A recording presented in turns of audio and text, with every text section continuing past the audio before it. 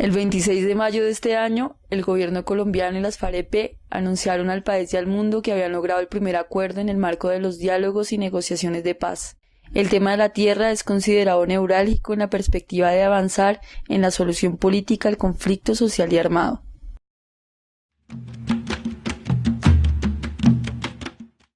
Bien, para quienes defendemos una solución política al conflicto en Colombia, es una muy buena noticia que el gobierno y las FARC hayan llegado a un primer acuerdo en materia de tierras y política agraria en Colombia. Eso se explica porque buena parte del conflicto en Colombia depende de problemas agrícolas, de tierras y de territorios.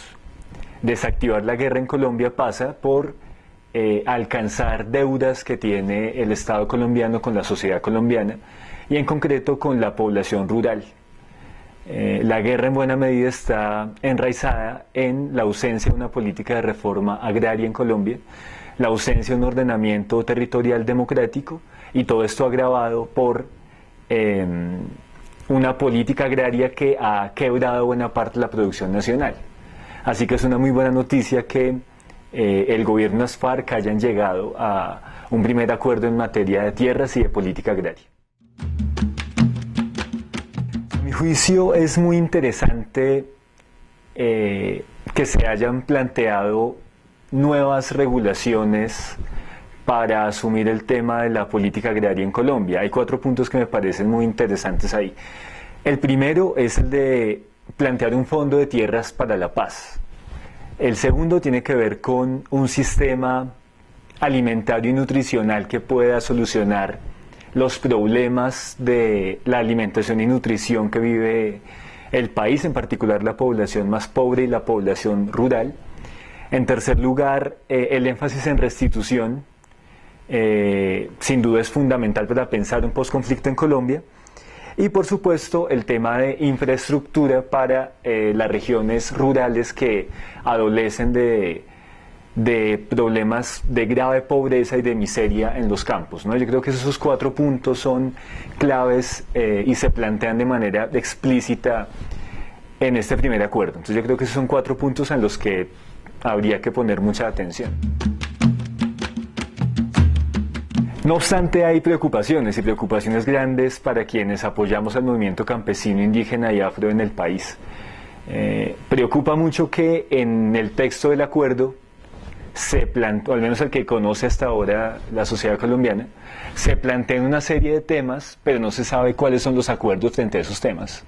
Entonces, por ejemplo, el Fondo de Tierras para la Paz es una cosa muy interesante, pero no sabemos qué tipo de tierras entrarían a ese fondo, de qué manera se redistribuiría la propiedad o cómo se regularía ese tipo de fondo de tierras que sin duda sería fundamental para solucionar el problema de la tierra en Colombia. Lo mismo se podría decir de la frontera agrícola. En el acuerdo se plantea que se redefine la frontera agrícola en el país, redefiniendo además áreas protegidas, pero sin saber realmente cuáles son las redefiniciones reales en las regiones. Creo que aún es muy prematuro saber hasta qué punto va a haber una real transformación de la estructura del territorio en el país.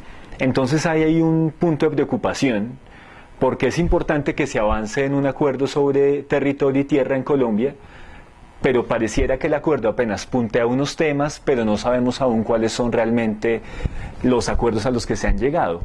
Entonces, aunque se avance en ese punto, aún hay muchas preguntas y aún hay mucha incertidumbre sobre qué pueda pasar entonces con esos acuerdos. Y por supuesto hay preocupaciones más profundas.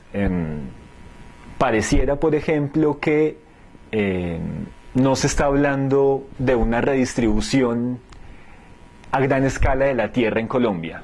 Colombia es uno de los países con mayor desigualdad en la distribución de la propiedad de la tierra en el mundo, y pareciera que sin solucionar ese problema siguen vigentes aún causas que han dado lugar al conflicto armado en el país. Pareciera entonces que en Colombia se podría estar o renunciando o tal vez aplazando la posibilidad de una reforma agraria integral que en realidad redistribuya de manera decidida la tierra en el país. Esa es una primera preocupación que es importante plantear. En segundo lugar, pareciera que el acuerdo es demasiado agrario, es decir, pareciera que está muy centrado en el tema de la producción de alimentos, en la producción agrícola, pero no mira otros temas que son fundamentales para pensar el territorio y el campo hoy. Por ejemplo, el tema de lo minero y lo energético, por ejemplo, todo el tema de servicios ambientales, todo el tema de biodiversidad. Esos son temas fundamentales hoy para pensar el campo en Colombia y en el mundo, pero parece entonces que el acuerdo está muy centrado en lo agrícola. Ese sin duda es un vacío que nos preocupa bastante.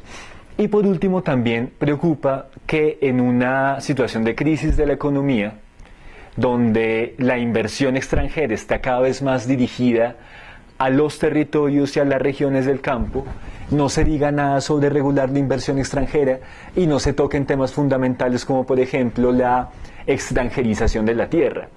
Entonces ahí hay temas que siguen siendo pendientes en la agenda de los diálogos y que están en la mitad de las reivindicaciones del movimiento campesino, indígena y afro en el país.